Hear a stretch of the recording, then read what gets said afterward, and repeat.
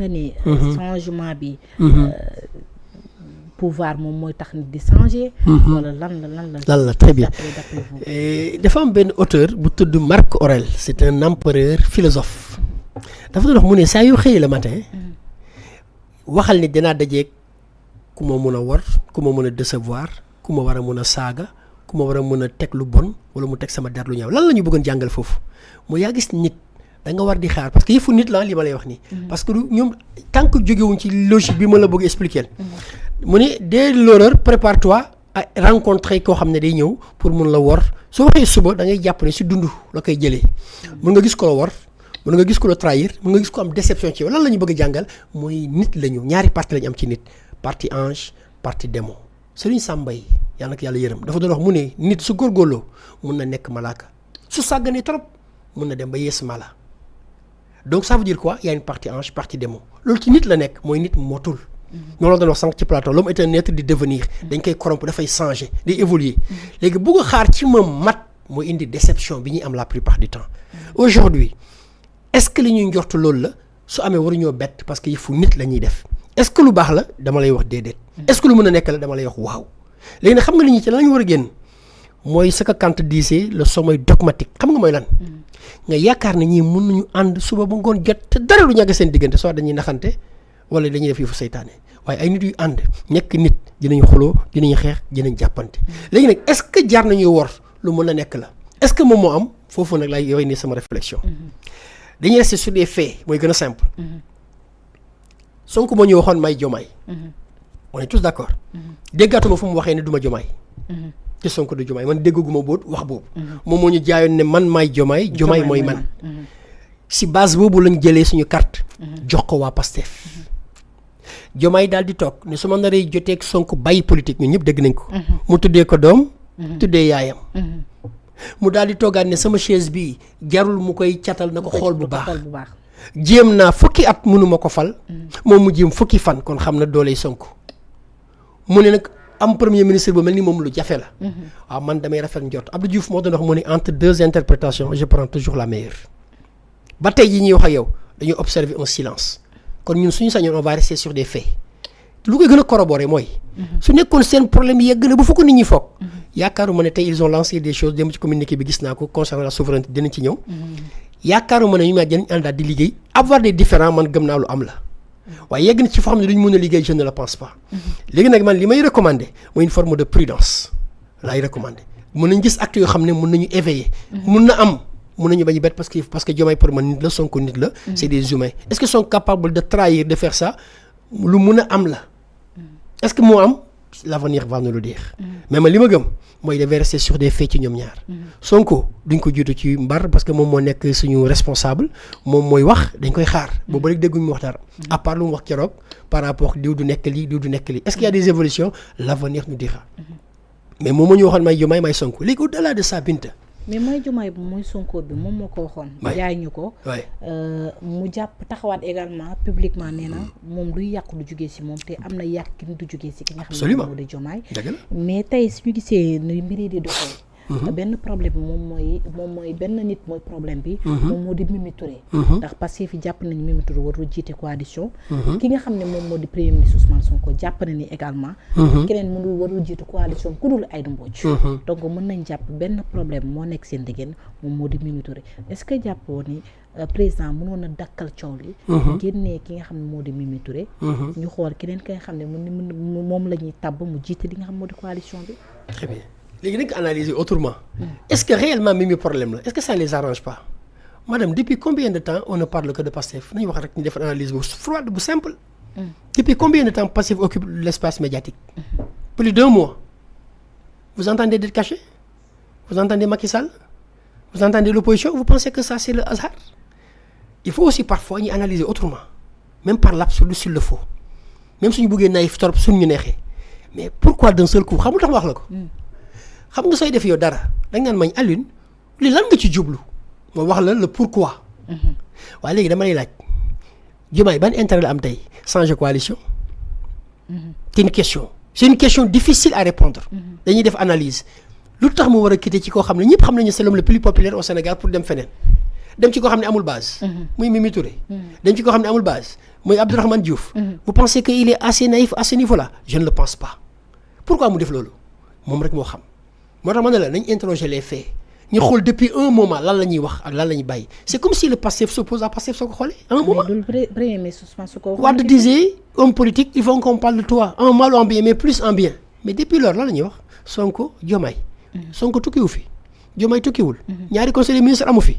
ñi lancé seen affaire di avancer mais est-ce que dans ce cas waruñ tey tuuti à ce niveau dara bloqué wul ci dëkk bi. ñoom ñaar ñi bañ a déggoo Diomaye waxoon nañu ko au début maa ngi moom du ay xarit waaye léegi nañ ko jéem a nekk ndax dañoo am ay divergence du lu bees. C'est à ce niveau-là que ñoom ñaar ñi bañ a déggoo c'est une très bonne chose pour le pays d'accord naa ci léegi nag est-ce que dañuy dem ba am suñu yeggee nag ba kenn nar a wor foofu na lay garab bi amagul madame soo ko xoolee. léegi nag suñu dee nit man damay analyser ne leen kenn rek laa gis mu defagum ko Sénégal muy Sandiogou te analyser ma la àndal. ah oui Sandiogou joxe na exemple Xodar xam nga des fois ñett suy def loo xamul.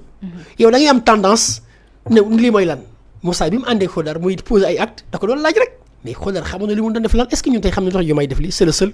lu fi waay wax rek day wax xalaatam waaye wax li tax lu jafe lay doon. man je ne suis pas dans le secret mais man j'interroge les faits car les faits sont têtus. man li may gis mun na nekk divergence mais pas animosité. te damay rafet njot ci Diomaye ci lu mu wax. duma ko def lu bon te yaakaaruma Sonko dina ko def. Sonko ñu ñëpp xam nañ objectivité mais bokkuñ tempérament. mais Diomaye nee na woon du ma jóg mukk fexe pour mu jël chaise bi est-ce que nekku ci est-ce que te suñ demoon élection Sonko du gagné finalement li Diomaye def est-ce que nekk Sonko la koy defal réellement su nekkee loolu. et pourtant bu ñu ko posé la question jëm si wàllu boobu nangul joxe rek. moom laa lay wax pourquoi nagul ñu bëgg ko jiitu ci mbir mi di interpréter ay Youssou Ndour nee na nettali gént jàmbur dëgër fit la man mënuma nettali gént jàmbur ci ay faits lay yem jàpp je vais très prudent par rapport à ça Sonko je lui fais confiance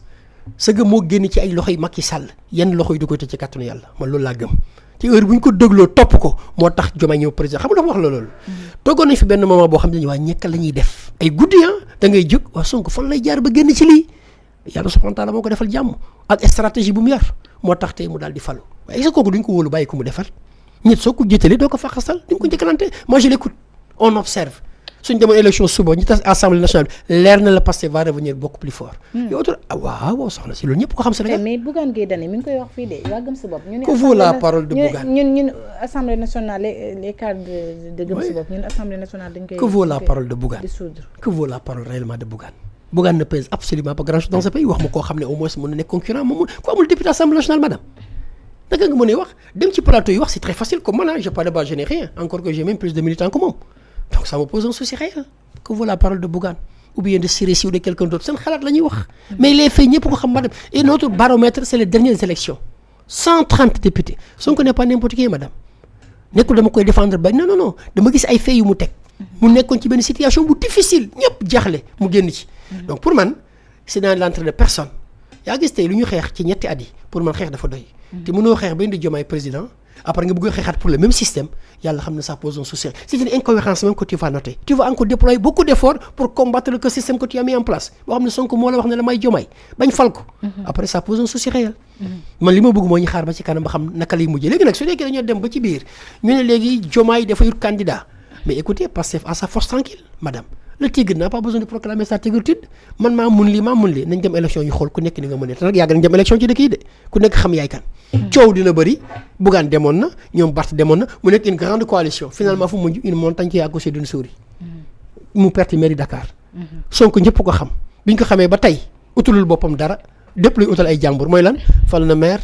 fal na député fal na président de la République moom lu mu récolté injure xas saaga tout le temps loolu la récolté su nekkoon koo xam ne dafa yaafus bàyyi na bu yàgg su nekkoon koo xam ne dëgërul bàyyi na bu yàgg am na ndimbalu yàlla ñëpp ko xam ndax li ñu ko teg suñ ko teggi ñet simple ça pose un souci man leader boobu laa xam ci mën a xeex xoolal plan bi ñu teg ak nu réew mi compliqué ba tey ñu ngi nekk di dund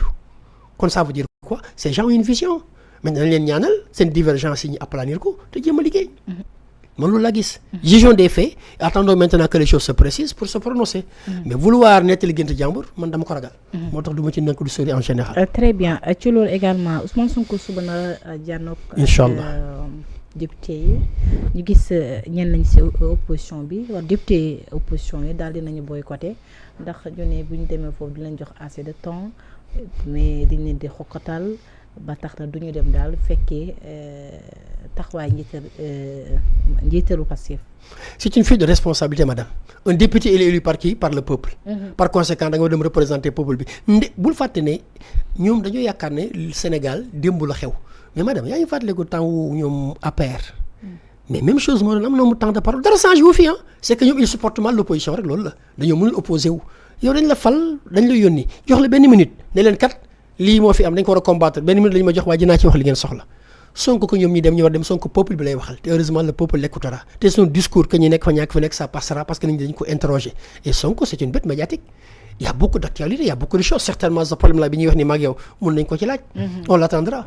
donc pour man yàgg nañ def loolu la première fois bi ñu fa mujjee ñu bëri ñëwuñu woon kan moo fa nekkoon je pense Pape Djibril Fall Thierno Alassane dafa demoon ñoom Pape kii dem politique de la chaise vide en général n'a jamais payé te nit suñ la falee nga nekk député da ngay assumer ses responsabilités moom loolu laa gëm maintenant qu'il soit là ou pas ça ne change pas grand chose. mais ñoom jàpp nañu ki nga xam ne moo di Ousmane Sonko dafa bëgg a transformer hémicycle bi meeting politique. ah bon loolu la ñu yaakaar c'est une impression mais est-ce que c'est la man je pense que c'est la première fois qu'on a un premier ministre qui accepte pour une fois de venir à l'Assemblée nationale encore que su nekkoon loolu sax ba tey parce que c'est la représentation du peuple su ko neexee kan moo fal Assemblée nationale bi peuple bi suñu fa defee politique wàcc nañ assemblée politique moo koy fal madame des fois dañuy wax argument yoo xam ne finalement dañuy ree fan la ñu war a mën a waxee fu gën a yey assemblée nationale wàllu politique foofu la madame fa la ñuy voter les lois fa la ñuy defee lépp fa la ñuy déterminer fa la ñuy nasee fa la ñuy noccee donc waxee fa foofu la ñu naan jaay laalu fi ñuy toggee cere foofu kay la ñu war dem jaay laalu madame ndax cere ji foofu la ñu koy defaree c'est logique dem wax fa pour man mooy li war te loolu laa jàpp léegi nag qu'il reste ou qu'il parte pour man ñu toog moo gën mu nekk un débat ñu poser ko question acculer ko comme ni ñu ko doon def et je sais que y a des redoutables débatteurs là-bas pourquoi fuir et puis suñu fuir dañuy xool télé bi suñu xëyee wax où est le sens madame ñoom ñëpp su ñu def conférence de presse suñu Sonko koy wax ci dañuy am buzz ku nekk day yàkkam ci def conférence de presse am ndax lan Sonko wax ne li mu tontu ko pour nit ñi déglu ko mais demal nga tontu ko en face pose ko des questions relancer ko ne ko réew mi lu tax lii Sonko n'a pas sa langue dans sa poche il va les répondre te Sonko yàgg na fa nekk moom rek yaa ngi fàttaliku bi mu fa nekkee woon moom contre ñëpp pourquoi dawul woon lii moo lay wan ne bokkuñu ak moom du ñoom te ñoom duñ moom bi mu fa nekkee seul dafa leen lakkal ba mar day taali ci benn député yéen ngeen nekk 12 ou 20 mun leen dara ci moom war ngeen xoolaat seen bopp pour moi c'est une fuite c'est une forme de fuite. donc mënul am benn impact seen ñàkk teewaay. madame lu muy jëriñ le peuple a déjà décidé 130 députés la légitimité elle est clairement définie. que ñu toog ak ñi dem si pareil et suñu demee dañuy toog di seetaan télé suñu xëyee def conférence de presse ban sens la madame combat par procuration amul sens allez-y demander à Sonko lu tax lii poser des réformes de l'intérieur madame un système de combat de l'intérieur pas de l'extérieur loolu moo am finalement li ñuy def nii pour man boo fa écouter c'est une fuite en avant mais bett ma ci ñoom c'est des gens qui n'ont pas d'argument à part l'injure à la bouche amuñ leneen lu ñu def parce que programme moo ko fi teg suñ ko fi naree dindi da nga jàpp bax li ma la wax programme moo ko fiy dindi ak ñi bañ a respecter seen engagement mais du ay genre dénigrement parce que peuple bi li muy jàpp na ko ci ñoom ba pare c'est clair dans leur tête leen rek ay tax duñ ko nangu mooy li ñu leen wax defuñu ko waaw par contre loolu c'est grave loolu su amee un désaccord mun na am. mais ñoom seen argument moo di dañ leen di xoqatal ci assemblée nationale bi dañ leen di kenn tegu leen fenn dañ leen di jox du leen jox assez de temps du leen respecté wuñ leen Sonko bu ñëwee day dal seen kaw duñu mën a répondre et tout. madame su ma déggee loolu damay ree dëkk bi kan lañ gën a sàkku dul Sonko madame du matin au soir on ne fait que l'injurier on ne fait que journaliste ak presse ak chroniqueur ñëpp ci moom la ñuy dal assemblée nationale man su ma gis ñi daal di fay malmené Abdou Mbow xanaa kay di bëgg a passer par xam nga ñoom lan moo leen jàpp ba tey jàpp ñu ngi madame opposition ak pouvoir bokkul soo nekkoon da nga nekkoon député au pouvoir nga dem ba changer sa posture da ngay xam actuellement yow lan nga ñoom actuellement ils sont dans l'opposition temps bi ñu leen di jox c'est déterminé par leur quota bi ñu fa am c'est dégrementé et c'est déterminé ñoo la ko gën a xam maintenant ce qu'ils font c'est de la manipulation mais les gens ont déjà fini de comprendre leur jeu depuis très longtemps pour man député soo amee premier ministre bu mel ni Sonko ànd ak gouvernement am li gën a nga ne ko problème mu dëkk bi fan nga ci toll et vous avez le droit de l'interpeller et soo ko xoolee la première fois defe naa mooy nekk troisième fois Sonko dafa demu kat madame c'est une bonne chose une gestion transparente objectif et direct mën na la ko gisee donc pour man li ñuy def nii ce ne sont pas des arguments valables qui peuvent se justifier devant le peuple encore une fois dañuy am mépris peuple bi kese xeblu seen bopp yow ñu fal di la fay salaire dafa mel ni liggéeykat tey ñu lay fay fi nga ne man suba duma dem ndax